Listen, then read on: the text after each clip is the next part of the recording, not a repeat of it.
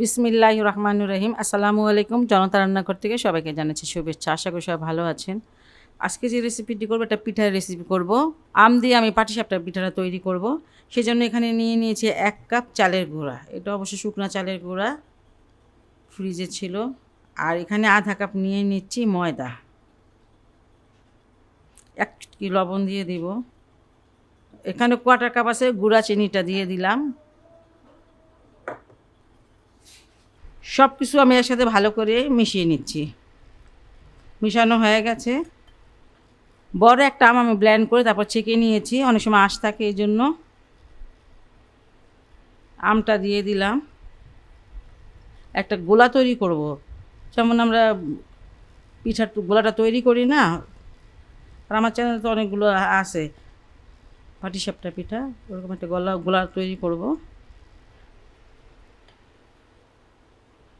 আম যতটুকু নিয়েছি এখানে এটা গরুর দুধ অতটুকু নিলাম। অল্প অল্প করে এটাকে মিশিয়ে নিব ভালো করে।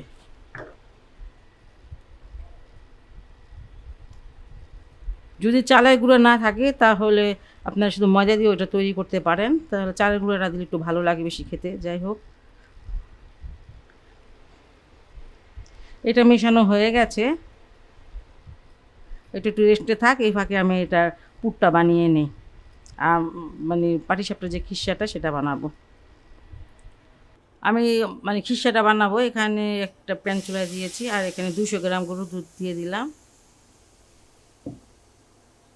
3টা এলাচ দানা দিলাম, আর 1/3 কাপ দিয়ে দিলাম চিনি।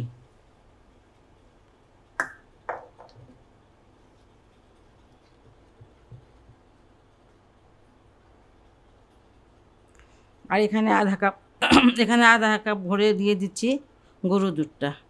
এটা গুঁড়া দুধ, যে কোনো ভালো ব্র্যান্ডের হলেই হবে। গুঁড়ার দুধ না দিতে চাইলে 1 কেজি হয়তো দুধ নিলেন, নিয়ে সেটাকে কমিয়ে নেবেন।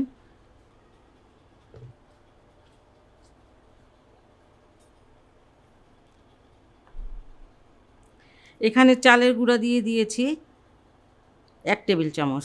এটা একটু পানিতে গুলে এটা দিয়ে দিচ্ছি। এটা দুধ দিয়ে গুলে দেওয়া যায়।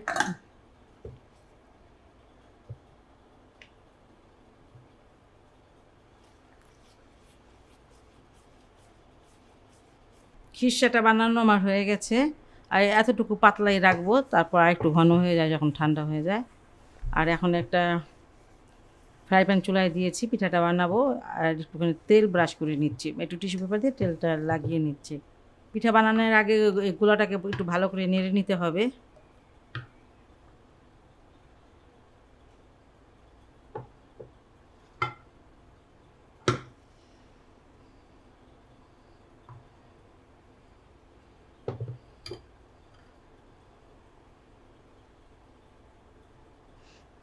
ছোট বড় আপনাদের সাইজটা আপনাদের পছন্দ মতন বানাবেন। যখন দেখবেন পিঠার কালারটা চেঞ্জ হয়ে গেছে, মাঝখানটা সব দিকে হয়ে গেছে, তখন খিরসাটাকে দিয়ে দিবেন।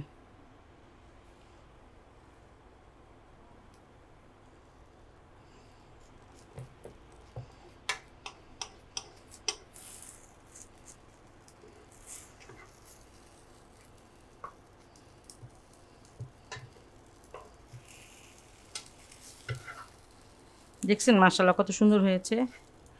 খিরসাটা আমি অবশ্য কম বানিয়েছি, আমার মনে হয় 5-6টা পিঠা হবে আমার। বাকিগুলো দিয়ে আমি পরে বানিয়ে নেব, দেখানোর জন্য বানালাম আপনাদের। এই যে আমার হয়ে গেছে, এটা এখন নামিয়ে নেব আমি। যাই হোক, খুব সহজ একটি রেসিপি এবং খুব মজাদার একটি রেসিপি। এই সিজনে আপনারা অবশ্যই এটা করতে পারেন, কারণ এখন আমের সিজন। যদি আমার রেসিপিটা আপনাদের ভালো লাগে তাহলে বাসায় অবশ্যই ট্রাই করবেন, এবং আমার চ্যানেলকে লাইক কমেন্ট সাবস্ক্রাইব করুন। সবাই ভালো থাকুন, সুস্থ থাকুন, নিরাপদে থাকুন, এই দোয়া করি। আল্লাহ হাফিজ।